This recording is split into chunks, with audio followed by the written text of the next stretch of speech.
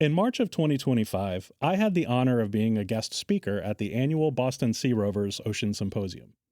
This is a wonderful organization of dedicated divers and other ocean professionals who are all committed to the responsible exploration of Earth's oceans. During the event's film festival, I was extremely surprised and excited to see Robert Ballard come to the stage. In case you don't know, Robert Ballard is a renowned ocean explorer, most famous for finding the RMS Titanic in 1985. He spoke about that mission and of the top-secret cover story that is now declassified. The White Star liner RMS Titanic sank April 15, 1912, as is well documented. I am not going to rehash that entire story here. However, the Titanic sank in the North Atlantic, where the waters are very deep. While it was well known where the Titanic sank in general, finding its remains was an impossible task at the time. The career of Robert Ballard is impressive and lengthy, but we'll start today's story in 1982, when Ballard was working with the Woods Hole Oceanographic Institution.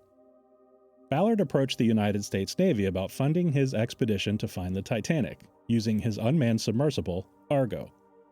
The Navy wasn't keen on funding a mission simply to find a commercial vessel, but was interested in Argo's technology.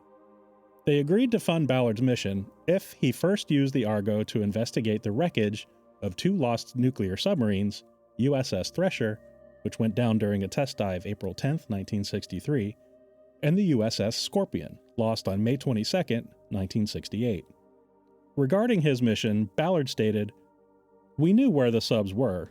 What they wanted me to do was go back and not have the Russians follow me, because we were interested in the nuclear weapons that were on the Scorpion, and also what the nuclear reactors were doing to the environment." The Cold War between the United States and USSR was still ongoing at this time. It wasn't uncommon for merchant Soviet vessels as well as undetected submarines to be in Atlantic waters. Any activity regarding the lost submarines was at the highest levels of secrecy, and the Navy absolutely needed to prevent the Soviets from uncovering any of this information. Ballard's cover story was that he was searching for the Titanic, which happened to be relatively close to the location of USS Thresher. After completing its mission regarding the two submarines, Ballard was free to use any remaining time to search for the Titanic. Under the guise of searching for the Titanic, Ballard secretly investigated the submarine from the research vessel Nor. The top-secret nature of the mission meant even some of his team weren't permitted to witness what was being done, staying above deck while he and others that had proper clearance performed the research.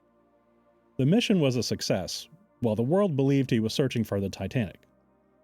Following the mission, Ballard said, "We were able to pull it off under the noses of everybody."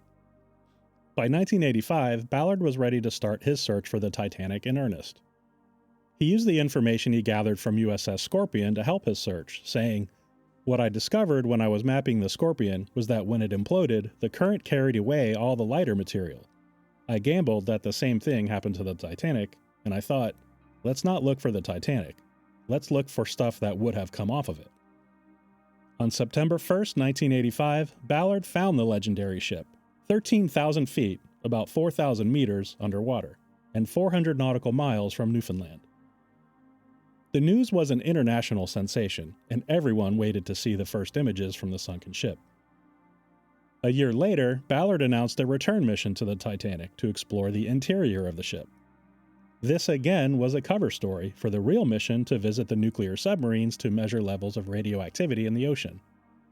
Regarding this mission, Ballard said, "Embedded in my team were naval personnel that many on our team didn't know were naval personnel, but I was training them." Much more has been learned about the Titanic since 1985, and Robert Ballard has gone on to make many additional discoveries. I have to mention a memorable quote that I heard during his talk at the Boston Sea Rovers Film Festival, when he quipped that he hopes to someday find an alien ship so he can finally stop talking about the Titanic. I gotta say, that one got a lot of laughs. Robert Ballard's discoveries and contributions to ocean exploration are immense and incredibly important. He continues to lead a team of researchers from around the world on board his research vessel, Nautilus, as part of the Ocean Exploration Program. For more information about Robert Ballard and his work, please visit nautiluslive.org. By the way, you can hear the entire story of the USS Thresher in episode 52 of Shipwrecks and Sea Dogs.